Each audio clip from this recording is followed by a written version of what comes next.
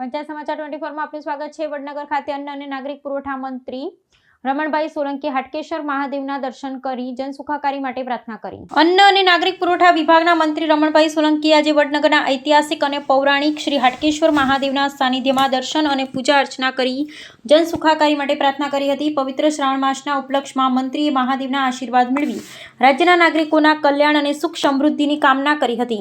આ ધાર્મિક મુલાકાત બાદ મંત્રીએ વડનગરની સાંસ્કૃતિક ધરોહરને ઉજાગર કરતા વડનગર શ્રાવણોત્સવ અંતર્ગત આયોજિત વિશેષ સાંસ્કૃતિક કાર્યક્રમોનો દીપ પ્રાગટ્ય દ્વારા વિધિવત પ્રારંભ કરાવ્યો હતો। વડનગરની વૈશ્વિક ઓળખ અને તેની કલા સંસ્કૃતિને પ્રોત્સાહન આપવાના હેતુથી આ વિશિષ્ટ શ્રાવણોત્સવનું આયોજન કરવામાં આવ્યું છે। રમતગમત, યુવા અને સાંસ્કૃતિક પ્રવૃત્તિઓ વિભાગ, રાજ્ય સંગીત નાટક અકાદમી, વડનગર વિકાસ સમિતિ અને શ્રી હાટકેશ્વર મહાદેવ સંસ્થાનના સંયુક્ત સહયોગથી આ ભવ્ય સાંસ્કૃતિક કાર્યક્રમનું આયોજન કરવામાં આવ્યું છે। શ્રાવણ માસના પવિત્ર વાતાવરણમાં આયોજિત આ ઉત્સવમાં વિવિધ કલાકારો દ્વારા સાંસ્કૃતિક પ્રસ્તુતિઓ રજૂ કરવામાં આવી હતી। હાટકેશ્વર મહાદેવ સંસ્થાનના પરિસરમાં આયોજિત આ કાર્યક્રમમાં નગરપાલિકા પ્રમુખ મિતિકાબેન શાહ, સ્થાનિક અગ્રણીઓ અને મોટી સંખ્યામાં શ્રદ્ધાળુઓ ઉપસ્થિત રહ્યા હતા।